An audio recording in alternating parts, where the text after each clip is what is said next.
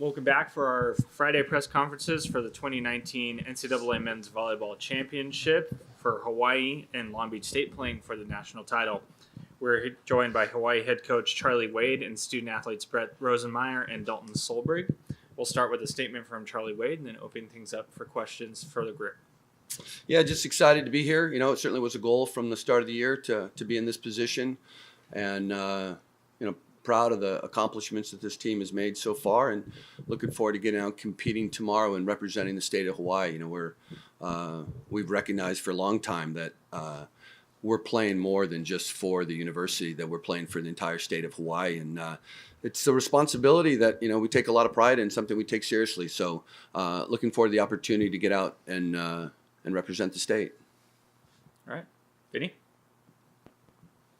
Coach, going into this season, the average volleyball fan really felt that, this was Long Beach State's year. But I want to ask, for you personally, was it as simple as day one you knew that this team was capable of competing with Long Beach State? Or was there a moment in the season when you kind of saw we have the chance to compete with them? No, we knew last year. We're the only team in the country to beat them last year, so we knew from the last year that we were good enough to be in this position. So, and the guys really dedicated themselves to achieving that goal. And like I said, here we are on the cusp of winning a national championship. Mike.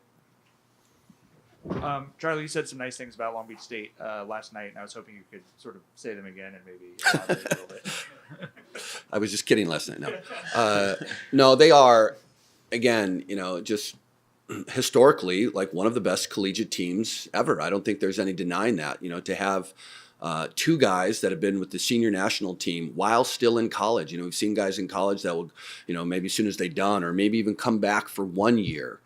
And to have multiple guys from multiple years, TJ's been practicing with the national team since in high school. He didn't practice in high school. He just showed up and played in high school games, and literally been practicing with the senior national team, against and with adult men for a long time. And they are historically good. There's no question. And the other guys on the floor are all good, and they're well coached. And we're excited to get the opportunity to compete with them tomorrow night, and just to have them in our league and just be a part of, to have that be a part of our kind of our tradition and rivalry is pretty cool.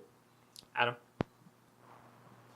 Dalton, Brett, can you put your finger on what it is about these two teams that are so evenly matched that every time they meet it goes to 5 sets?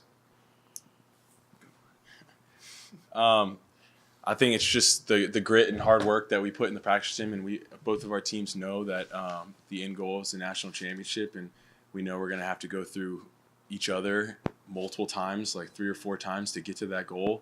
So I think just day in and day out in practice, we're just thinking that Long Beach is most likely going to be the team that we see on the other side of the net at the end of the year, and we made it to our goal to get in this tournament and make it to the championship. So now we just got to finish it off. Vinny? Brett, question for you.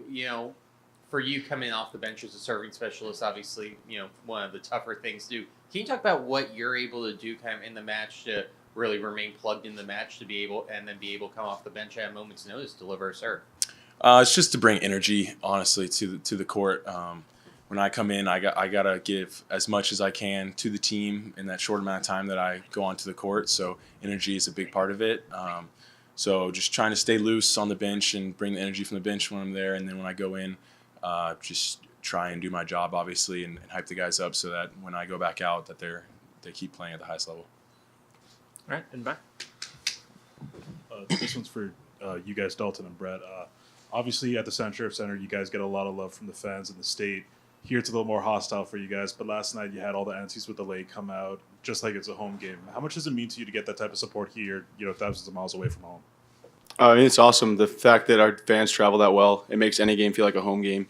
Back in January, when we went to North Carolina, we even had fans at that game. And all over the country, we have Hawaii fans. I think that's a really cool experience.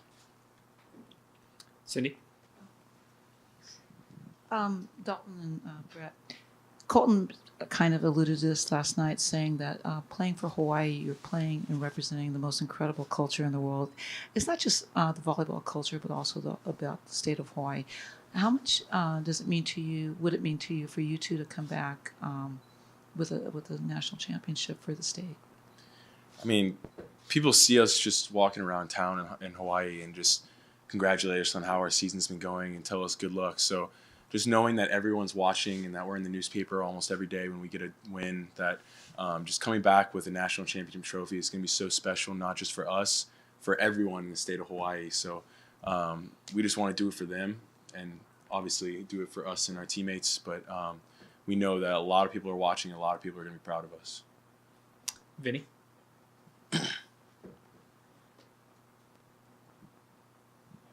And Dalton, just to follow up on that, obviously you coming from Illinois, I know MIVA coaches are always big on making sure Illinois players don't leave their grass. What was it about Hawaii that attracted you to the institution? On my recruiting trip to Hawaii, well, first of all, it's like paradise. We went to the beach. That was pretty nice. There's not very many nice beaches in Illinois, so that was pretty great. But we went to a women's volleyball game also on that trip, and I'd never seen that many people watching a volleyball game. Like in the Midwest, it's still kind of a growing sport, and you'd be in high school games. You get your parents and maybe a couple of your friends at the games. And I went to a game and there was like 5,000-6,000 people, and I was like, "Shit, I can play here." Yeah. Olivia? Coach, in the 50 years of the Big West Conference, Saturday marks the first time ever that it's an all Big West final for an NCAA title. What does it mean to you to be part of that history? Yeah, it's pretty cool, and I've said, we had conversation with Dennis Farrell in 2010 about the Big West sponsoring men's volleyball and becoming a reality. So to have been a part of that, and then to get a chance to represent the Big West on this stage is really cool. And to have the two teams from the league playing for national championship is awesome. It's great. I think for obviously for our league, and we're excited to be here. Coach, earlier in the season, you said this was always the goal, to get to this team was capable of winning a national championship. After you took over the program in 2010, fast forward 9 years later, you're on the cusp, you're one win away. Have you taken any time at all to just kind of reflect on where the program was in 2010 to where it is right now? Yeah, a little bit. I mean, I think more the reality that's come forward in the last few weeks. We've averaged over 9,000 people in our last 4 matches. And the guys alluded to this, to be a part of something that has brought our community together the way that it has is really awesome. It's something that we take a lot of pride in. We desperately want to win for them every night. And to see the amount of just, really just love and support that we get from the people in Hawaii, it is, it may sound cliche, but it means more to us than it's not just another game. People in Hawaii, this means a lot too. And like I said, for us to be a part of something that has brought the community together and everybody's talking about, everybody's rallying around, we take a lot of pride in that and glad to be a part of it. Mike? Coach, there's been some talk about, sort of the culture of the state. I saw the back of your guys' practice jersey says, is it Alakai? Alakai. Alakai. Can you talk about what that means? And I can. How long you got?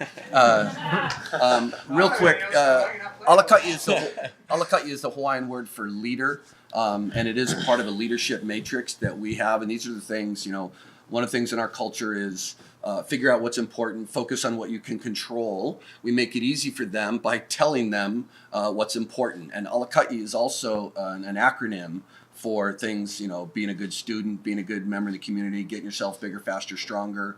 And those are the things that we ask them to focus on during the off season and really focus on a daily basis. And this is kind of our path to winning and to being successful. Because when these guys walk out of here, whether they're carrying the trophy or not, they are going to be, productive members of their community, and they're going to be good fathers and good husbands, and they're going to be individuals that people take a lot of pride in knowing and having in their community, and that's a big deal for us. All right. Thank you, gentlemen. Best of luck tomorrow. Thank you.